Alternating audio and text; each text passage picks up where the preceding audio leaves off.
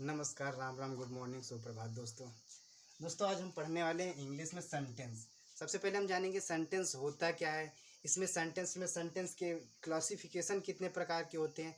इसमें हम कभी कभी कंफ्यूज होते आते हैं कि सेंटेंस के पार्ट क्या होते हैं और सेंटेंस के टाइप क्या होते हैं। तो चलिए आज अपनी पूरी कन्फ्यूजन दूर करते हैं कि क्या होते हैं सेंटेंस। तो सबसे पहले हम ये जानेंगे कि सेंटेंस क्या होता है।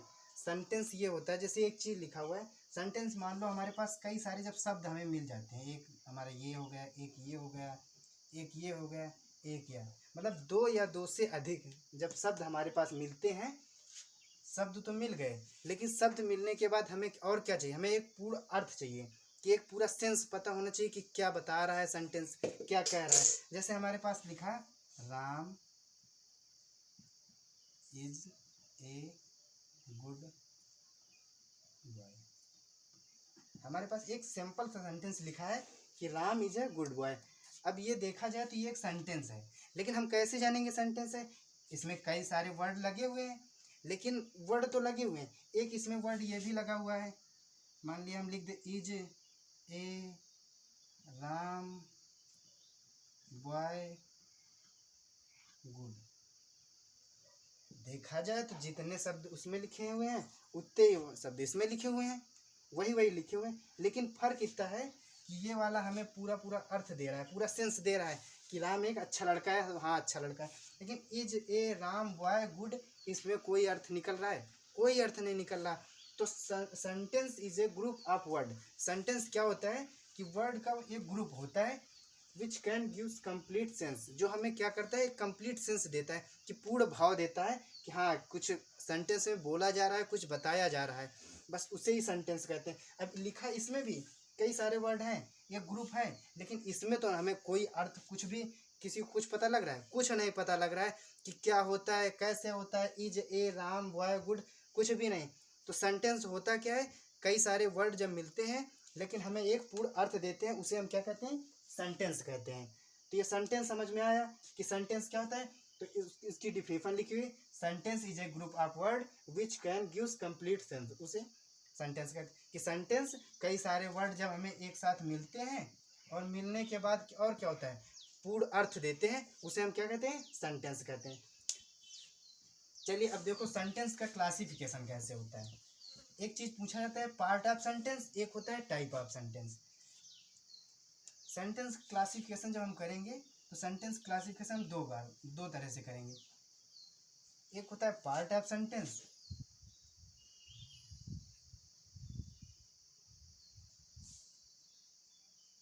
एक होता है हमारा टाइप ऑफ सेंटेंस।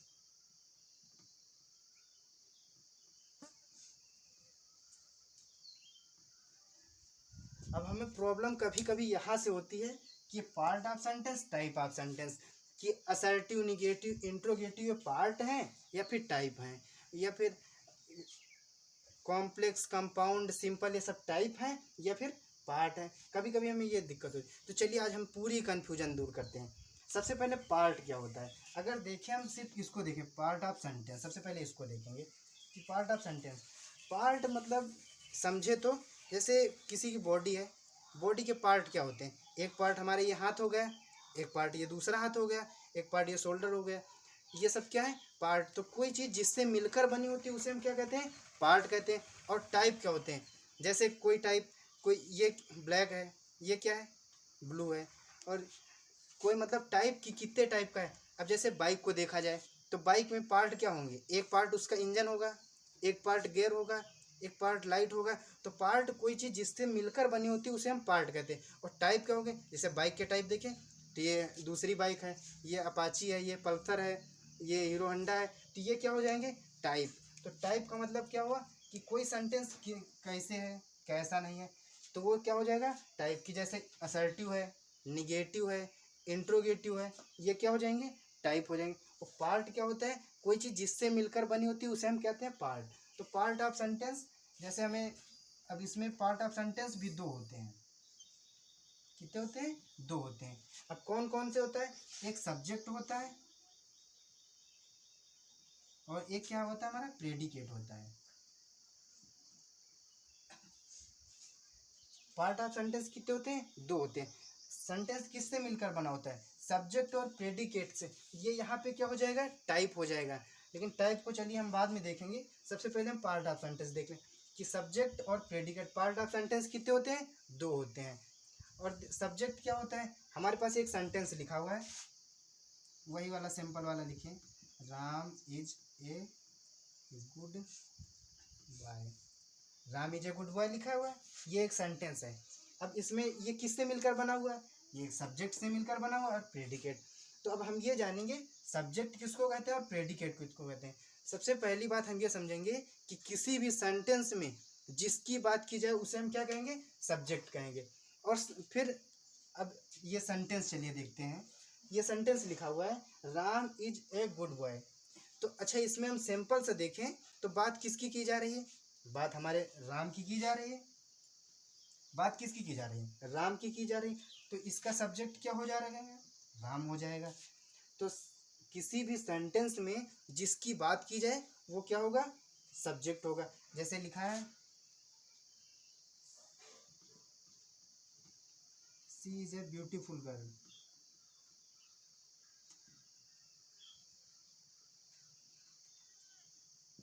ये लिखा हुआ है। अब इसमें बात किसकी की जा रही है, इसमें बात हमारे सी की जा रही है। तो इसका सब्जेक्ट क्या हो जाएगा, सी हो जाएगा। तो किसी भी सेंटेंस में जिसकी बात की जाएगी वो हमारा क्या होगा, सब्जेक्ट होगा।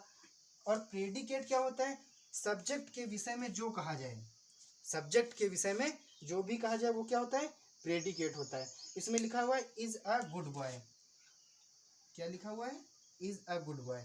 तो राम के विषय में क्या बताया गया है कि एक अच्छा लड़का है। तो ये जो एक अच्छा लड़का है ये हमारा क्या हो जाएगा, ये प्रेडिकेट हो जाएगा। और इसमें ये सी के विषय में क्या बताया गया है कि is a good boy, beautiful girl. जब ये बताया गया है कि इज अ ब्यूटीफुल गर्ल, की एक सुंदर लड़की है, तो ये जो सुंदर लड़की है ये कैसे क्या हो जाएगा, प्रेडिकेट हो जाएगा। क्यों प्रेडिकेट होगा, क्योंकि सी के विषय में, सब्जेक्ट के विषय में बताया जा रहा है। तो सब्जेक्ट क्या होता है, जिसकी बात की जाए, किसी भी सेंटेंस में जिसकी बात की जाए वो सब्जेक्ट होता है। और प्रेडिकेट क्या हो जाता है, सब्जेक्ट के विषय में जो भी कुछ कहा जाए वो सब क्या होगा, प्रेडिकेट होगा।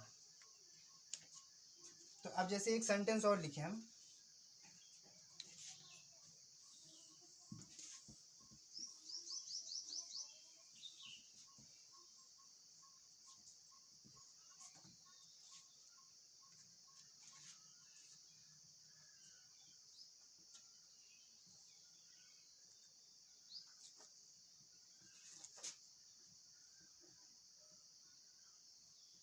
ये लिखा हुआ है मोहन गोज टू मार्केट। अब इसमें बता सकते हो सब्जेक्ट क्या है, सेंटेंस में बात किसकी की जा रही है, मोहन की जा रही है। तो मोहन क्या हो जाएगा, हमारा सब्जेक्ट हो जाएगा। और मोहन के विषय में क्या बताया जा रहा है कि मोहन बाजार जाता है, बाजार जाता है, ये हमारा क्या हो जाएगा, ये प्रेडिकेट हो जाएगा। तो अब समझ में आ गया होगा कि सब्जेक्ट किसे कहते हैं और प्रेडिकेट किसे कहते हैं। पार्ट ऑफ सेंटेंस क्या होता है, टाइप ऑफ सेंटेंस। तो टाइप ऑफ सेंटेंस, अब कोई सेंटेंस कितने टाइप से बनता है, तो जिस जैसे बनता है, जैसे कहें कि ये लंबा आदमी है, ये छोटा आदमी है, ये मोटा है, ये पतला है, ये गोरा है, ये काला है, ये सब क्या हो जाएंगे, टाइप हो जाएंगे। तो वैसे सेंटेंस के कैसे टाइप होते हैं, सेंटेंस के टाइप कितने होते हैं,